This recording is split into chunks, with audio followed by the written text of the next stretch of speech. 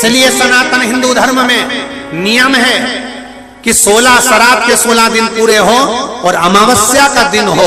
16 दिन श्राद्ध के पूर्वज पितृलोक छोड़कर, चंद्रलोक छोड़कर मृत्यु लोक में रहते, भ्रमण करते रहते। और जब अमावस्या का दिन होता है, श्राद्ध पूरा हो रहा है, अमावस्या का दिन है, शाम का समय, जो जैसे अशोकनगर है, गुना है, शिवपुरी है, सीहोर है, भोपाल है, या आसपास के जितने गांव हैं, शहर हैं, इनके पास में जो नदी होती है, जो तालाब होता है, जो कुआं होता है, जो बावड़ी होती है, सारे पितर एकम से लेकर अमावस्या तक जितने भी पितर होते हैं, चाहे जिसके घर के हों, प्रत्येक घर के पितर नदी, तालाब, बावड़ी, कुएं के पास इकट्ठे होते हैं, क्योंकि पितर 16 दिन भोजन ग्रहण करने के बाद अमावस्या के दिन पानी पीने के लिए गांव की बावड़ी, तालाब, कुआं, नदी पर जाते हैं और वहां पानी का आचमन कर कर हाथ में जल लेते हैं। आर्यमा स्वामी कहते हैं कि जिसने आपको भोजन कराया है, जिसने आपको आमंत्रित करा है, जिसने आपको बुलाकर सम्मान दिया है, आप अपने पुण्य उनके खाते में दीजिए। तो पितर हाथ में जल लेकर उनका नाम लेकर कि मेरे मंझले बेटे ने, कि मेरे बड़े बेटे ने, कि मेरे छोटे बेटे ने, कि मेरे चौथे बेटे ने, कि मेरी बेटी ने, कि मेरे उसने भोजन कराया, उनका नाम लेकर पितर जल छोड़ देते हैं। तो साल भर उसके यहाँ भंडार भरा रहता है और वो उन्नति की ओर बढ़ता है।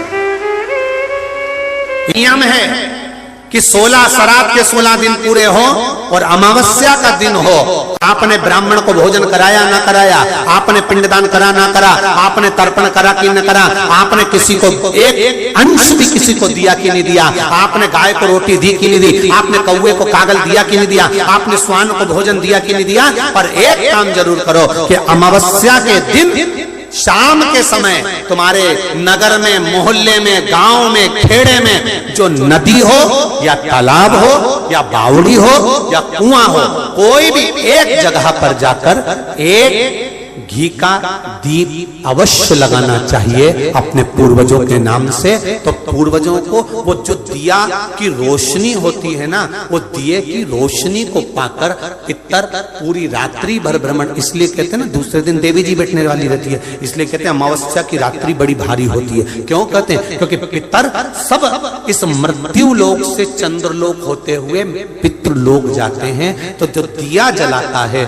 उसके पूर्वजों को प्रकाश, रोशनी और राह मिलती है। तो उसकी जिंदगी में कितनी भी उलझन चल रही होती है, कितना भी काम अटक रहा होता है, कोर्ट में केस भी चल रहा होता है, या कितनी बड़ी भी बीमारी हो रही होती है, अगर वो अमावस्या के दिन शाम के समय दिया लगा देता है नदी के घाट पर या तालाब या बावड़ी या कुएं के घाट पर, तो उसकी जिंदगी में जितनी अटकलें आती हैं वो सारी समाप्त हो जाती हैं और रास्ता मिल जाता है। इसलिए अमावस्या के दिन का महत्व है। और अमावस्या के दिन चावल का दाना आप अपने पूर्वजों के, पितरों के स्थान का स्मरण कर कर या परिंदा या मटके का स्मरण कर कर छत पर डाल दे, उसका स्मरण रहे, मिले उसका। और सबको सूचना दो कि श्राद्ध पक्ष की अमावस्या को शाम के समय पर दिया लगाने का फल क्या होता है। इस क्लिप को काट कर जनमानस तक भेजिए कि उसका लाभ क्या है, उसका फल क्या है, प्राप्त हो। अगर सौभाग्यवती है तो भी दिया लगा सकती है, और सौभाग्य नहीं तो भी लगा सकती है, पूर्वजों का उद्धार कर सकती है। पितरों के उद्धार के लिए ये नहीं देखा जाता कि नहीं ये भोजन बनाएगी कि नहीं बनाएगी, वो बनाएगी कि नहीं बनाएगी, वो करेगी कि नहीं, नहीं नहीं, पितरों के उद्धार के लिए आप छोटे हो, बड़े हो, मंझले हो, संजले हो, जो भी हो, शिव की कृपा पर है। देखो लगाइए आप। श्राद्ध पक्ष की अमावस्या के दिन शाम के समय दिया नदी, तालाब, बावड़ी या कुआं कहीं भी एक जगह पर जाकर अपने पूर्वजों का स्मरण कर कर सिर पे माताओं से निवेदन है पल्लू रखकर, जिससे पूर्वजों का आशीर्वाद बना रहे। और पुरुष वर्ग अगर साथ में जा रहे हों तो धोख लगाकर प्रणाम कर कर, झोली पसार कर प्रणाम करना कि मेरे पितर, जब दिया लगाओ तो झोली पसार कर प्रणाम करो मेरे पितर, मेरे घर में खूब भंडार भर कर जाना, ऐसी कृपा करना और उनको कहकर जाइए। चंद्रलोक से पितृलोक के बीच में एक पितृलोक का सीढ़ी पड़ती है, जीना, सड़ाव, सीढ़ी जिसपे पितर चढ़ के पितृलोक जाता है। उस सीढ़ी पर कौन रुकता है? उस सीढ़ी पर पितृलोक में जाते समय कौन रुकता है? तर्पण शिव महापुराण की कथा कर रही है, पितर आए पर आपके यहाँ पर उनको भोजन नहीं मिला, दिन का श्राद्ध नहीं जी दे गए, पितृलोक की सीढ़ी पर जाकर बैठ जाते हैं। अंदर जो पितर जाते हैं वो पितर जब अंदर जाते हैं, जाने के बाद बात करते करते जाते हैं कि हमारे बेटे ने हमको खीर खिलाई, हमको पूड़ी खिलाई, और उनके मुख से जो राल टपकती है, तो जो पितर भूखे रह जाते हैं वो पूरा साल उनकी राल को चाटते हैं और बद्दुआ देते हैं कि हमारे बेटे 5-5, 4-4, 3-3, 2-2 इतने बेटे और हमको भूखा छोड़ दिया। तो वो बद्दुआ देते हैं, जिसके कारणवश पितृदोष होता है। और फिर ब्राह्मण देवता कहते हैं कि ये पितृदोष हो गया। पितृदोष क्यों हुआ? क्योंकि वो भूखे रहे। आपके आहूतों के लिए, आपके वासुकों के लिए जो अधोगति में मर गए। नवरात्रि के पहले जो अमावस्या पड़ती है, चावल की कटोरी में एक कपूर का टुकड़ा रख दीजिए महाराज, छोटा सा, और कपूर का टुकड़ा रखकर उस कपूर को दरवाजे के बाहर कटोरी में ही, चावल रखी हुई कटोरी में ही उसको पितरों का स्मरण कर कर जला दीजिए। और जलाने के बाद उस चावल को कहीं भी किसी भी वृक्ष की छांव में पक्षियों के लिए डाल दीजिए। शिव महापुराण की कथा कहती है, अगर मान लो पितृ आपको कष्ट दे रहे हैं, पितृ आपको तकलीफ दे रहे हैं, कोई काम नहीं होने दे रहे हैं, या कहीं आपको ऐसा लगता है कि पितरों का दोष है, तो वो पितृदोष देवी, अब ये जो आप करेंगे ये कब कर रहे हैं? अमावस्या के दिन आप उसको रख रहे हैं। अमावस्या के दिन उसको रखकर रात भर अपने रखा कपूर के साथ में, सुबह एकम पड़ गई, नवरात्रि लग गई, उसी दिन उसको जला। घर में यदि क्लेश उत्पन्न हो जाता है, का धन, आपकी प्रॉपर्टी, आपकी जमीन, आपका प्लाट, आपका दुकान, आपका पैसा, यदि किसी ने कब्जा कर लिया और छोड़ नहीं रहा, प्रत्येक अमावस्या के दिन पीपल के वृक्ष के नीचे जाकर 2 दीप लगाइए घी के। दोनों दीप के सामने एक हल्दी का चावल, एक कुंकू का चावल का दाना रख दीजिए और सुधा सुधा सुधा सुधा 3 बार कह दो और स्मरण करो, हे हमारे कुलदेव, पितृदेव, शिवदेव, महादेव, कृपा कर कर जमीन है, मेरा जो धन है, मेरी जो प्रॉपर्टी है, मेरा पैसा लोगों ने हथिया लिया, देते नहीं। गोत्र बोलकर स्मरण कर कर बाबा मेरा धन मुझे वापिस ला कर। अमावस्या पर करो, फिर अगली अमावस्या करो, ऐसे 2-4 अमावस्या करोगे। जिसने ले रखा है वो खुद सोचेगा कि मुझे क्या हुआ, कि मुझे देना है, उसका पैसा चुकाना है, धन रखेगा नहीं। जब अमावस्या आए, श्राद्ध पक्ष के अंदर चुटकी भर आटा दरवाजे की दोनों चौखट पर डाला जाता है। किसी किसी के यहाँ दरवाजे पर आटे से रंगोली बनाई जाती, वो देव पितर के भाव से डाला। जिस बेटे बेटी का मंगल विवाह नहीं हो रहा हो, शुभ कार्य की सूचना नहीं आ रही हो, बहुत दिनों से एक फाइल कहीं लगी हुई है, अटकी हुई है, नहीं काम हो रहा, हम उनसे कहेंगे ये जो 16 दिन श्राद्ध के हैं, जितने दिन निकल गए, जितने दिन बचे हैं उन दिन में आपके दरवाजे के बाहर एक चुटकी घर से आटा लाकर चौखट के इस ओर, चौखट के उस ओर, दोनों जगह चुटकी भर आटे को डालना प्रारंभ करो। 16 दिन श्राद्ध के पूर्ण हो, जब अमावस्या है, किसी जलाशय, सरोवर, तालाब, बावड़ी, कुआं के पास में घी का दिया लगाकर आना, बाबा से प्रार्थना कर आना। केवल 22 से 24 दिन निकलते हैं और घर में कोई शुभ कार्य की सूचना आना प्रारंभ हो जाए। वो देव उस कटोरी में धान भर लीजिए, चावल, उसमें एक लौंग और एक बेलपत्र, बस ये रख लीजिए। जो हंडा होता है, घर में पानी का मटका होता है, पितरों का जो स्थान होता है जहां पानी पीते हैं अपन, मटका, हंडा, टंकी, बाल्टी, जो भी हो।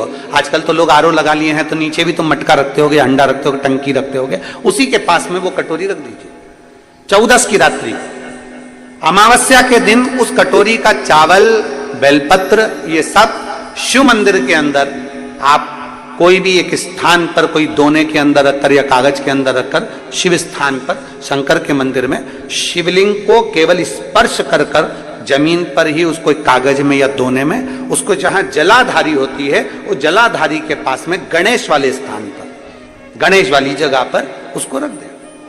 की छोटी सी एक, अगर पितृपक्ष के अंतर्गत यदि शिवजी के मंदिर में जाकर 1 लोटा जल, 3 चावल के दाने, 3 बेलपत्र, पितरों का स्मरण कर कर सुधा सुधा सुधा सुधा कहकर पितरों के हेतु भी अगर समर्पित कर दो तो शिव उसको स्वीकार कर कर सुधा पितरों से कहकर कल्याण कर देती, दुख समाप्त होगा, कष्ट मिट जाता है। हम सुधा सुधा सुधा कहते हैं। अगर आप पितृपक्ष में, श्राद्ध पक्ष में कोई ब्राह्मण भोजन करा रहे हो, गौ माता को श्राद्ध पक्ष में रोटी दे रहे हो, स्वान को रोटी दे रहे हो, कागल को निकाल रहे हो, कौवे को रोटी दे रहे हो, सुधा का स्मरण सुख देता है। तो पहला चंदन बाबा के शिवलिंग पर, दूसरा गणेश जी पर चंदन की उंगली, तीसरा षडानंद कार्तिकेय पर चंदन की उंगली, चौथा अशोक सुंदरी पर चंदन की उंगली, पांचवा जलाधारी पर चंदन की उंगली, छठा जो शिवलिंग का जल बह रहा है इसके ठीक विपरीत की ओर चंदन की उंगली, और सातवां चंदन नंदी के मस्तक के ऊपर जो 2 सींग लगे रहते हैं उस पर चंदन की उंगली। ये कब लगाई जाती है? या तो अमावस्या के दिन आपको लगता है कि हमारे पूर्वजों का उद्धार नहीं हुआ, हमारे पूर्वजों का कल्याण नहीं हुआ, कहीं अधोगति में कोई, सारे लोकों में पुराण की कथा सुन ली तो पितरों को समझ जाएगा कि पितर हैं क्या। सारे लोकों में सबसे सुंदर लोक है पितर लोक। कारण क्या है? तुम्हारे यहां दिवाली साल में एक बार मनाई जाती है, देवलोक में दिवाली साल में एक बार मनाई जाती है, नाग दीपावली के दिन। पितृलोक में दीपावली रोज मनाई जाती है। कारण, पितृलोक में दिवाली रोज क्यों मनाई जाती है, उसका कारण क्या होता है? लक्ष्मी जी ने नारायण से पूछा, ब्रह्माणी ने ब्रह्मा जी से पूछा, इंद्राणी ने इंद्र से पूछा, एक बात बताओ, तुम दिन भर बैकुंठ में नहीं रहते हो नारायण, आप कहां चले जाते हो? भगवान विष्णु ने कहा, मैं बता नहीं सकता कि मैं दिन भर कहां जाता हूं। नहीं, आज तो आपको बताना पड़ेगा कि तुम दिन भर कहां जाते हो, तुम दिन भर रहते कहां हो, कहां पहुंच जाते हो दिन भर, आपको बताना पड़ेगा, ये आपको बोलना पड़ेगा। भगवान नारायण कहते हैं, मैं नहीं बता सकता। सुबह शाम घर पर आते हो, दिन भर गायब रहते हो, आखिर जाते क्या हो? पत्नी पति से क्यों ना पूछे? तुम भी अपने पति से पूछ सकती हो, क्यों दुकान तो 8 बजे बंद हो गई थी, 11 बजे आ रहे हो, वो काम था। लक्ष्मी जी ने पूछा, तुम दिन भर कहां रहते हो? भगवान विष्णु ने कहा, मैं बता नहीं सकता। बताना पड़ेगा। तब नारायण ने कहा, फिर नारायण बोले, नारायण ने कहा कि देखो लक्ष्मी, बात ऐसी है कि पितृलोक इतना सुंदर लोक है, इतना सुंदर लोक है कि जहां जितने पितर निवास करते हैं उनके घर का कोई व्यक्ति अगर कथा सुनने जाता है, मंदिर जाता है, अगरबत्ती लगाता है, दिया लगाता है, या पूजन आराधना करता है, या भूलवश भी कहीं भगवान की कथा में जाकर बैठ जाता है, जितनी देर उसके घर का व्यक्ति कथा में बैठता है नारायण कहते हैं उतनी देर मैं उसके घर के पितरों के कंधे पर हाथ रखकर कथा को श्रवण करता हूं। पितृलोक इतना सुंदर है, और पितृलोक के जो स्वामी हैं आर्यमा स्वामी, वो पितृलोक के जो स्वामी हैं वो भी बड़े सुंदर हैं, और पितृलोक के जो स्वामी हैं बड़े सुंदर, और पितृलोक के स्वामी जिस पर बैठते हैं, काय पर बैठते हैं? कौवे पर, वो भी बड़ा सुंदर, अति सुंदर। अरे गुरुजी कहां की बात कह रहे हो, सबसे सुंदर पक्षी तो मोर है। राष्ट्रीय पक्षी में भी उसको कहा सबसे सुंदर पक्षी तो मोर है, और आप कह रहे हो कि दुनिया का सबसे सुंदर पक्षी कौवा है। अरे भाई, जिसने कथा नहीं सुनी उसको लगता है कि दुनिया का सबसे सुंदर पक्षी मोर है, पर अगर शास्त्र को उठाकर देखोगे तो दुनिया का सबसे सुंदर पक्षी कौवा था। पहले नंबर पर सफेद सुंदर अति सुंदर कौवे के आगे कोई पक्षी नहीं था। वो तो ब्रह्मा जी ने पृथ्वी पर यज्ञ करा, और पृथ्वी पर जब यज्ञ करना चाहा ब्रह्मा जी ने, तो उस समय पर ब्रह्मा जी ने कहा मुझे इस पृथ्वी पर यज्ञ करना है, इस जमीन को लीपने के लिए अमृत की जरूरत है। जैसे अपन गाय का गोबर लीपने के लिए लाते हैं, वैसे ब्रह्मा जी ने कहा इसको लीपने के लिए अमृत चाहिए। अमृत कौन लेकर आएगा? कोई आगे नहीं आया, तब ब्रह्मा जी ने कौवे को बुलाया, ए कौवा तुम अमृत लेकर आओ, क्योंकि तुम्हारी दृष्टि बड़ी प्रबल है, तुम अमृत को ढूंढ कर ला सकते।